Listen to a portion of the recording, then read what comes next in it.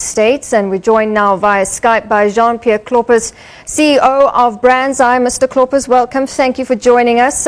So we have just witnessed one of the most surprising election results in recent history. And before we get into this, let's just give the viewers some context to BrandZai, because one of the things we want to look at is how wrong the pollsters got this. And I mean, BrandZai was one of the few pollsters who predicted Brexit in the UK, for example, simply by tracking the vast numbers of what people had to say.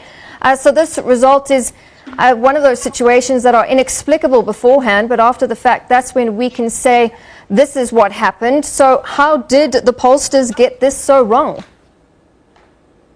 I think what the polls missed in Brexit and in the US elections is just the emotion that people were expressing on the ground.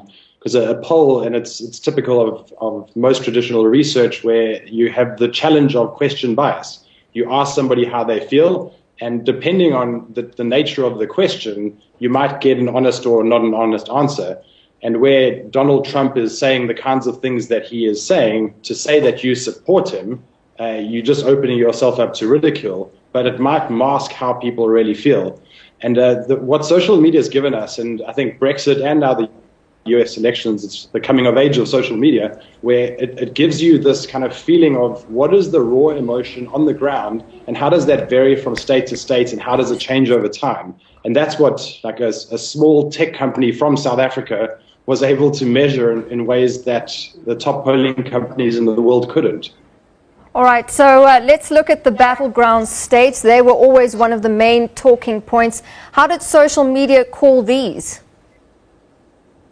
So at the moment, I think we're still waiting for 2 of the 11 states to come in. At the moment, we've got 7 out of the 9 spot on. And we saw the trend change a couple of weeks back. I think when Hillary Clinton was way ahead in the polls and they were giving her an 80% chance of winning, we started seeing sentiment shift. And this was kind of before the email saga happened.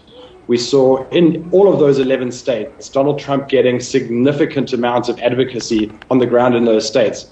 And even when we kind of filtered out the noise, we filtered out the people who were just kind of mass tweeting and just distilled it down to a group of individuals who tried to understand how are these people backing him. And there were a lot of people backing him. When the email saga happened, it just kind of put that feeling on steroids, where suddenly they felt like they now had license to speak. And it gave them a voice when before they were maybe holding back a little bit. And that's when we thought, wow, there might be an upset coming in this election based on what we're seeing, because it's a very similar trend across all of the battleground states to what we saw in Brexit.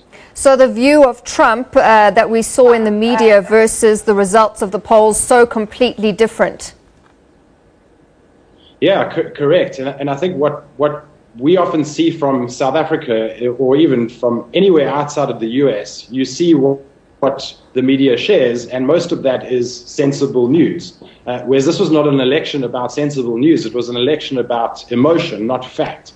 And that emotion Donald Trump appealed to, this kind of outsider who was coming in and saying, I'm not the establishment, I'm not going to give you another 4 or 8 years of politicians just kind of being politicians, I'm going to be totally different. And for a large portion of Americans, that struck a chord where they're feeling like they are losing touch with the American dream and who they are as a nation. And Donald Trump, rightly or wrongly, symbolized to them that kind of emotional connection rather than just a pure head connection, making a rational choice. Absolutely. It's clear that they are dissatisfied with the government. I want to look now at, you mentioned traditional research. What value has social media provided in these elections over the traditional polls? I think, as I mentioned earlier, it gives us the raw emotion, and it almost exaggerates what happens in polls a few weeks later. And we've seen that with the polls, the Nate Silvers and the 538s of the world, which we've been watching very closely. And typically when a result comes out in a poll, we see it a few weeks before that starting to emerge in the social media data. The challenge with the social media data and getting to that kind of insight is it's 3 million people. You know, this is not a poll. And I think the fundamental difference is it's people just expressing their opinions and frustrations of their own volition. And we infer a poll out of that by extracting that data in a way that we can then analyze it. But it's hard. 3 million people, 30 million conversations.